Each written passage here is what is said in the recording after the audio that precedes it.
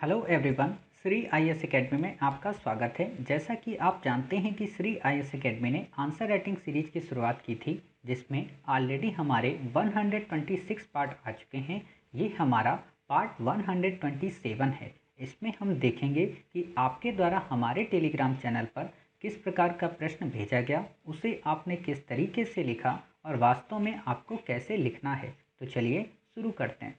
जैसा कि आप देख रहे हैं, ये प्रश्न आपके द्वारा हमारे टेलीग्राम चैनल पर भेजा गया। तो सबसे पहले हम आपके प्रश्न को पढ़ेंगे, फिर आपके उत्तर को देखेंगे और देखेंगे कि आपको इसे कैसे लिखना है।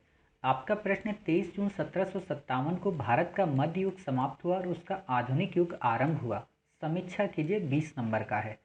आपने लिखा है, उपरोक्त कथन यदुनाथ सरकार द्वारा दिया गया है, जो इतिहास लेखन के साम्राज्यवादी दृष्टिकोण का वर्णन करता है। इनके अनुसार 23 जून 1757 को हुए प्लासी के युद्ध के बाद कंपनी जब बंगाल के नवाब के विरुद्ध विजय हुई तो भारत का 23 जून 1757 के पूर्व का अंधकार युग समाप्त हो गया, जिसके निम्नलिखित तथ्य दिए गए। अब धर्मतंत्री शासन की समाप्ति हुई। 1773 के रेगुलेटिंग एक्ट के तहत आधुनिक न्यायालय की स्थापना हुई। लिखित कानून के आधार पर न्याय की व्यवस्था बनी। प्रशासन का आधुनिकीकरण हुआ। व्यवस्थित राजस्व वसूली की शुरुआत हुई। प्रयासों को ब्रिटिश साम्राज्यवादी इतिहासकारों द्वारा आधुनिकता की संज्ञा प्रदान की गई। अब यहाँ पे आपने जो वही चीज़ करते हो ना, ये चीज़ आप बंद कर दीजिए। सच में मुझे बड़ी गुस्सा आती है जब आप इन बिंदुओं का उपयोग करते हो, जबकि आपको बिंदु का एक गोला बनाने में टाइम ज़्यादा लगता होगा।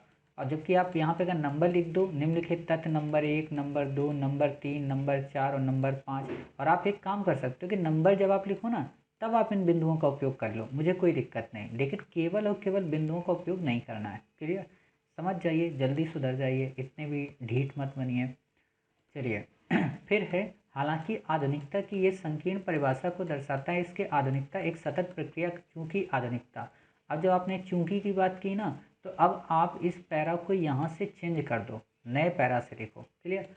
चूंकि आधुनिकता एक सतत प्रक्रिया का नाम है जो कि किसी एक तिथि या गुण का परिणाम नहीं, अर्थात वर्तमान संदर्भ में आधुनिकता का तात्पर्य न्यू इंडिया की अवधारणा से है। वास्तव में आधुनिकता किसी युग का अंत या प्रारंभ नहीं था, बल्कि आधुनिकता एक सतत प्रक्रिया है। अब देखो ये रिपीट हो रहा है। क्लियर? तो इसलिए इन रिपीटेड लाइन से बचिए। आप यहाँ से इतनी लाइन को ये डिलीट कर दीजिए, चूंकि से लेके अवधारणा तक, क्योंकि आपने यहाँ पे शुरुआत की है। सतत प्रक्रिया जो न केवल अंग्रेजों के आने के पूर्व से ही विद्यमान है, और रही बात अंग्रेजों के आने के वक्त, तो आधुनिकता की शुरुआत होना तो वास्तव में उनकी आधुनिक औपनिवेशिकता बेड़ियों से जकड़ी हुई थी। यहाँ पे आपने उल्टा सीधा कर दिया, सही से शब्दों को समायोजित नहीं किया। यह उनके किए गए कार्यों जैसे प्रशासनिक सुधार, विधान का निर्माण, संचार व्यवस्था आदि से स्पष्ट होता है।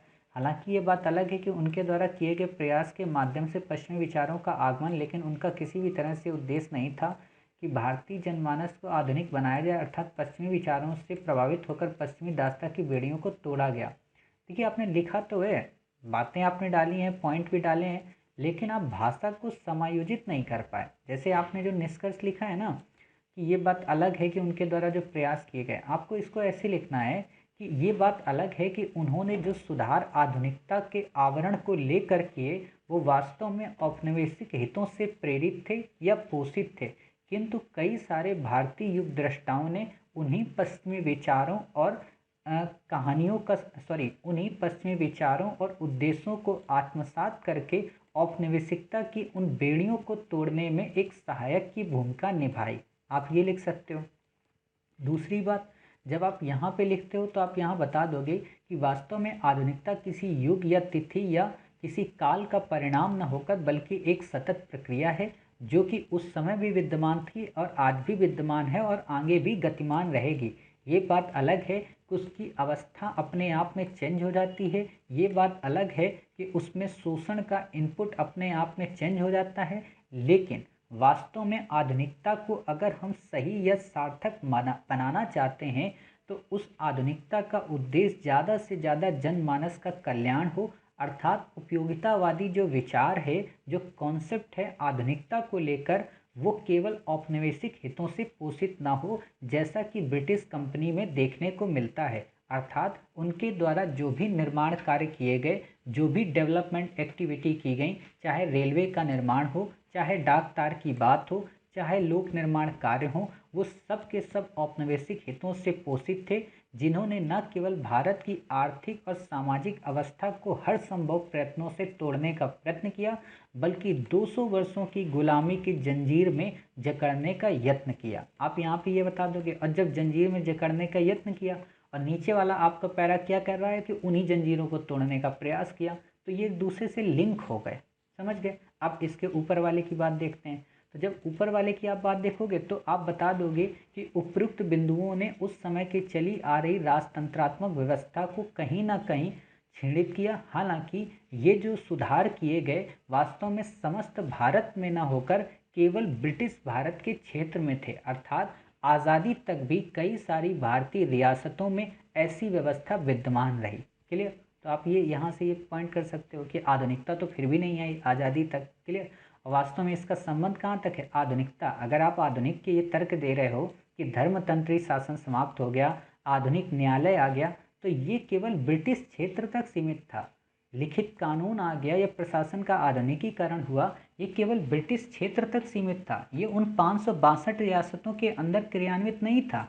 क्लियर। अब आप लोगों के मन में आ रहा होगा कि सर कैसे आप कह सकते हो कि 562 के अंदर क्रियान्वित नहीं था। इसका मतलब ये नहीं है कि कंपनी का डायरेक्ट उस पर हस्तक्षेप था।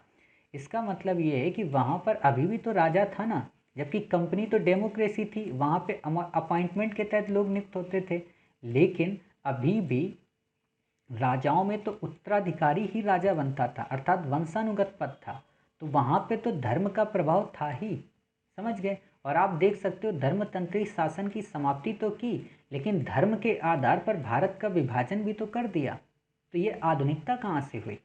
समझ गए। तो आप ऐसे इन प्रश्नों को काफ़ी अच्छे से और शब्दों का उपयोग करके अंतर्ग्रंथित कर सकते हो। हालांकि आपने शुरुआत काफ़ी अच्छी की, आपने यदुनाथ सरकार के स्टेटमेंट को बताया और आपने ये भी बताया पूरी अच्छी तरीके से एक्सप्लेन करके कि उनके पीछे देने के तर्क और तथ्य क्या थे। क्लियर। तो उम्मीद है आपको न केवल इस प्रश्न का उत्तर समझ में आया होगा, बल्कि काफ़ी सारे आपको नई डायमेंशन और नए पॉइंट मिले होंगे। तो मिलते हैं फिर आप ही के द्वारा भेजे गए एक नए प्रश्न के साथ। तब तक अपना ख्याल रखिए और स्वस्थ रहिए।